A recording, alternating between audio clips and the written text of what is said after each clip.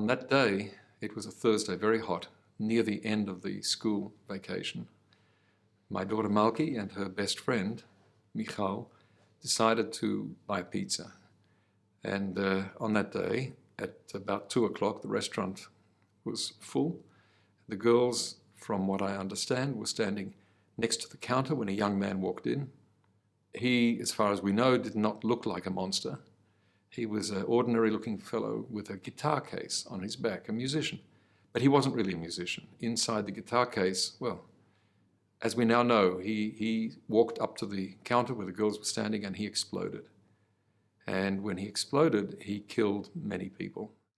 And we didn't really know what happened until much later, 12 hours later. That's how long it took us to find Malki. It was really a very, very difficult time. I don't have a very clear recollection, I have to tell you, of all of the details, but by the evening, by the night, the two oldest sons went to the government pathology laboratory where they bring the dead people, and unfortunately they called us and they told us what they found.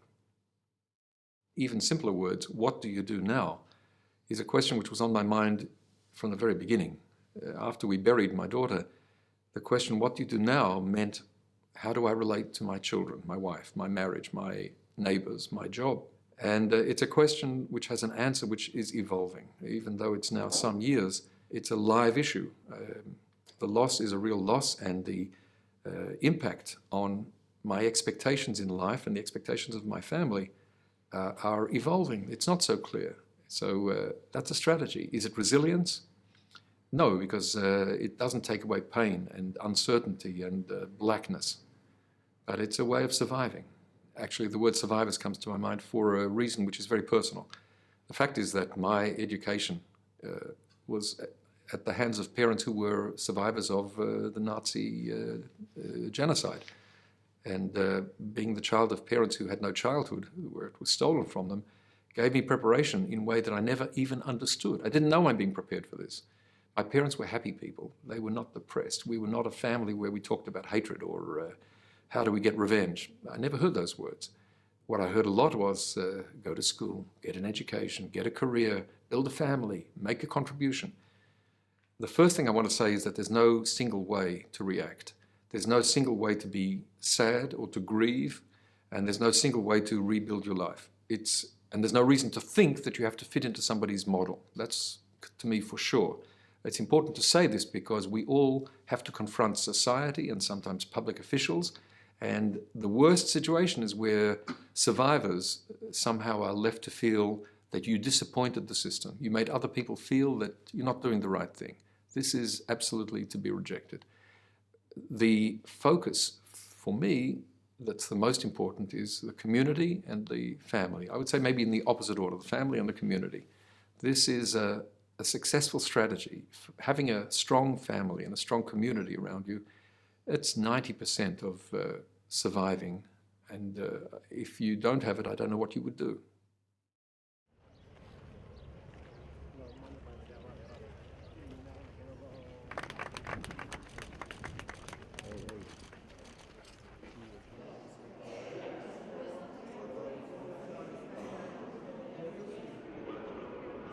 This is a richly symbolic place. Madrid is a vital, alive city. It's a marvelous city. I love to be in Madrid. The contrast as you come down underground, below the level of the normal life that's going on around here, away from the energy, is very striking. It's an atmosphere of blue and muted light, muted sounds.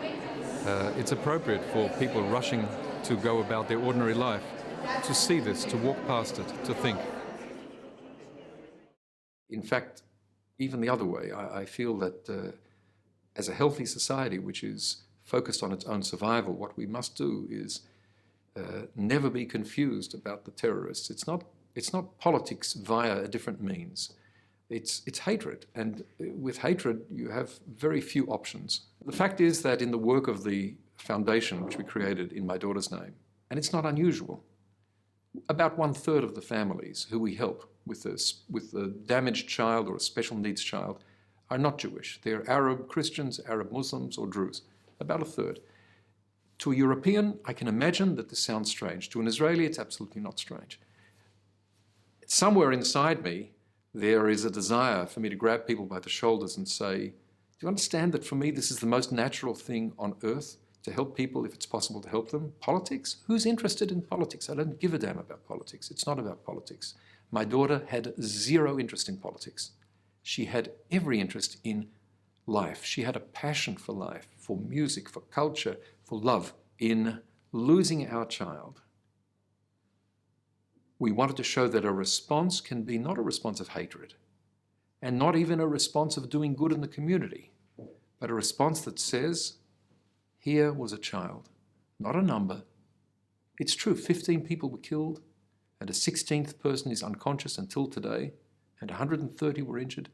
The numbers are not, that's not what happened here. My daughter was not a number. Now I can stand up in front of people and I can say, she had a name, her name was Malky. Here's the Malky Foundation.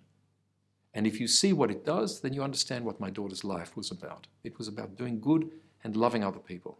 I don't have a better way to react to her murder than this. Proponent, and I think that's why we're all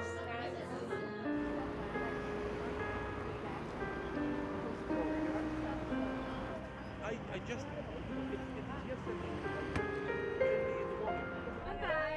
You were scared. We did some shopping, you guys. We were gonna go, but we figured we